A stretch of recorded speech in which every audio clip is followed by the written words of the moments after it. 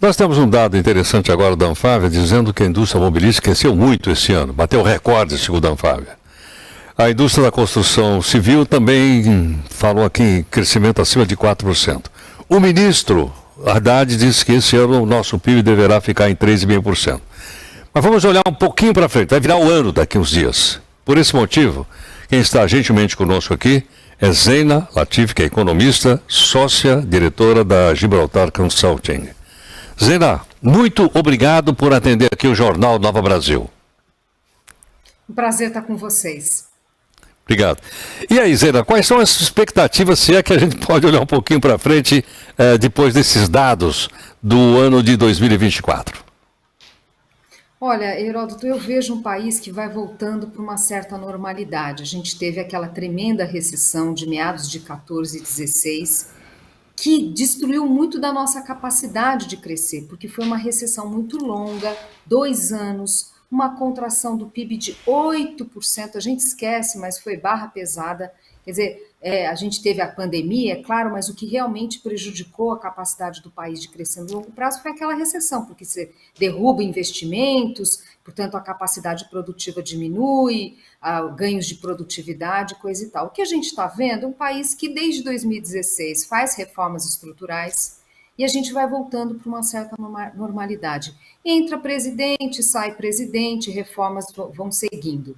Então, nós temos uma surpresa com o PIB. Na verdade, nos últimos anos a gente tem se surpreendido. Este ano, é verdade, a surpresa foi maior ainda. Só para dar números aqui, no final do ano passado, a projeção dos economistas para o crescimento da economia este ano era de 1,5%, e hoje a previsão é 3,4%, o governo 3,5%, como você falou. Agora, veja, pode ser que desacelere? Pode, afinal tem uma elevação de juros, afinal é um país que está em plena capacidade, né? A gente está vendo taxa de desemprego na mínima histórica, então tem setores que já sentem, já há um tempo, falta de mão de obra, por exemplo, a construção civil, até no agro, viu? Tem relatos de falta de mão de obra. Então, é claro que tem muitos fatores que fazem a economia desacelerar. E nem o governo tem a mesma capacidade de manter aquele ritmo de expansão dos gastos, e que é bom mesmo que não o faça, porque isso daí alimenta ainda mais a inflação.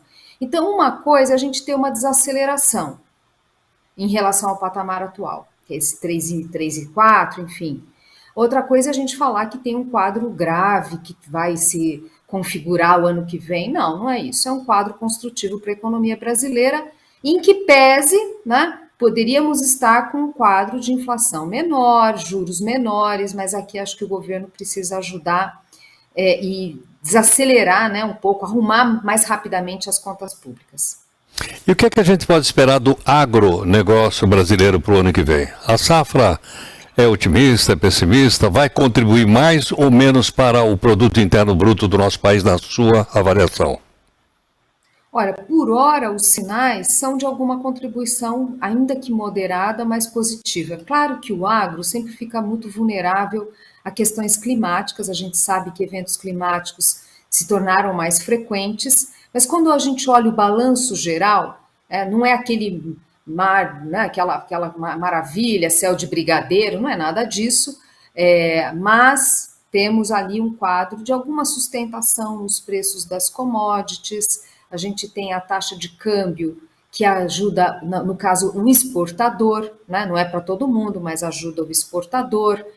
Preços de fertilizantes, que foi uma dor de cabeça no passado, hoje o patamar é um pouco mais equilibrado, estão ajudando a preservar margens do setor.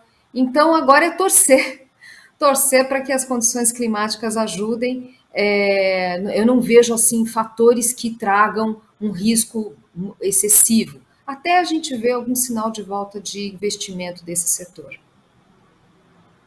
Zeina, nós estamos aí há alguns dias do ano novo. Hoje voltamos novamente o dólar a R$ 6 redondo.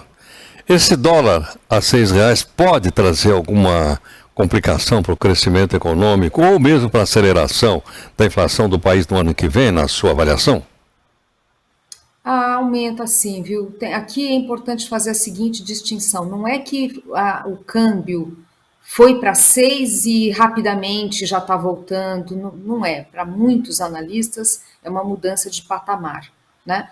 A gente nunca sabe, viu? Porque é difícil para burro, quer dizer, é praticamente impossível fazer boas previsões de taxa de câmbio, porque são muitas variáveis que impactam, né? É muito difícil. E variáveis internacionais, inclusive, não é coisa que está aqui sob controle do Banco Central ou de quem quer que seja. Mas o ponto é que a gente vê, de fato, uma rigidez muito forte no comportamento da moeda. Que não seja o 6, que seja outro valor, é por ali. E isso traz sim, uma pressão inflacionária. Uma depreciação que a gente teve de 20%, a gente está falando aí, depois de um tempo aí, um ano, passado um ano, a gente está falando de uma inflação que é 1 ponto percentual mais elevada pelos cálculos do Banco Central. Então, sim, é um fator de preocupação, a gente já vê sinais do repasse, na verdade. Aqui vale comentar que quando a gente olha a inflação de produtos no atacado no mundo, e que influencia a inflação aqui, porque afinal os produtos são comercializáveis, tem commodities ali, então a gente vê uma inflação no atacado ou no nível do produtor no mundo baixa, e aqui já está escorregando para cima, e com repasse ao consumidor, e é o câmbio. Então, de fato, tem que prestar atenção nesse repasse. Essa é uma das razões do Banco Central ter feito essa sinalização, né, de choque de juros.